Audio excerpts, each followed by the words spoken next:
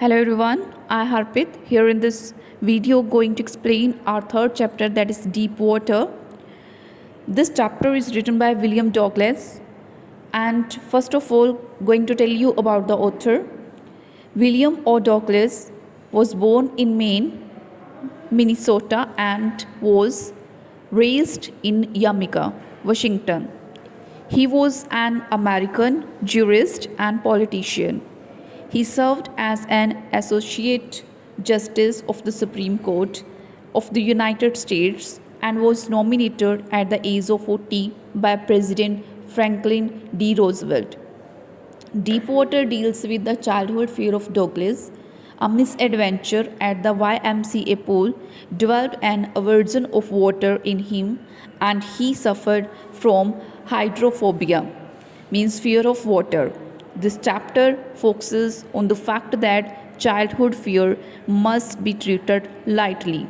If they are not tackled, then they make deep inroads into one's psychology. The story has been taken from the author's autobiography of Man and Mountain, and here he is telling us the experience of his swimming. So, as a child, when he was 3 or 4 years old, he would go to beach in California with his father.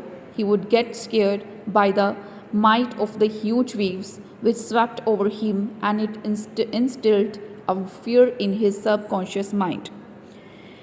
It had created him a fear of getting into water, and he was then 3 or 4 years old. The father were standing together in water at the beach. The child was clinging to his father, but a strong wave came and knocked him down.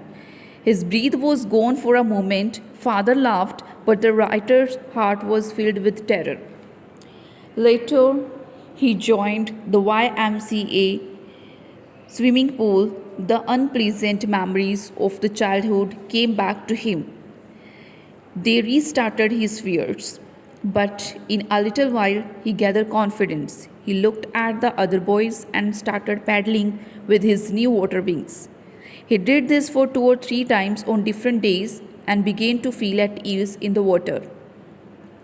But one day, a terrible experience had happened with him. When he went to the pool, there was no one there. The place was quiet, and he was afraid of going in the water alone.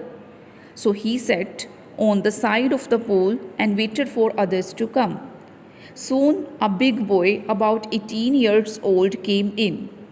He had big, strong muscles, had thick hair on his chest, and he said, "Hi, Skinny, how would you like to die?" With that, he picked the writer up and tossed him into the deep end. The writer landed in a sitting position. He went at once to the bottom of the pool. He was frightened, but not much. On the way down, he made a plan.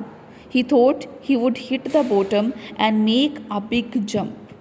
Then he would come to the surface. But it seemed a long way down. These 9 feet were more than 90. His lungs were ready to burst.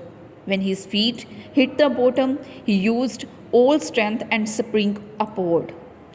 He had imagined that he would come to the surface like a cork, but he came up slowly. He opened his eyes. He could see nothing but water. He grew panicky.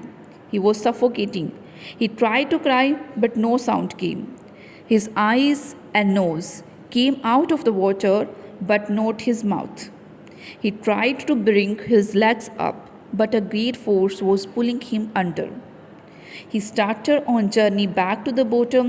He had lost his breath, his lungs ached, and his head throbbed. He was getting dizzy. He was going down and down endlessly. He opened his eyes. There was nothing but dark water.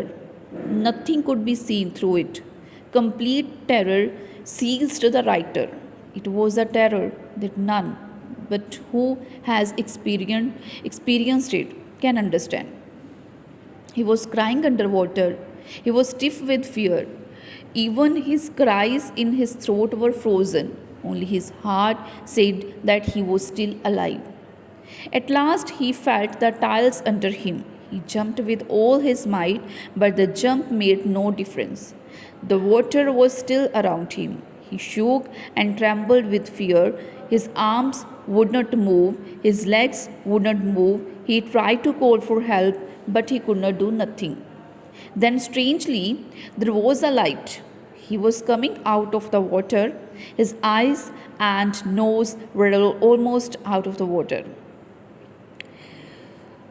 The next thing he remembered that he was lying on his stomach beside the pool. He was vomiting. The chap who had thrown him in saying, "But I was only fooling." Someone said the kid nearly died. Several hours later, he walked home. He was weak and trembling. He shook and cried when he lay on his bed. He could eat nothing that night for days. A terrible fear filled his heart. He never went back to the pool. He feared water. He avoided it whenever he could. So, this is the half summary of our chapter Deep Water. Thank you. Have a nice day.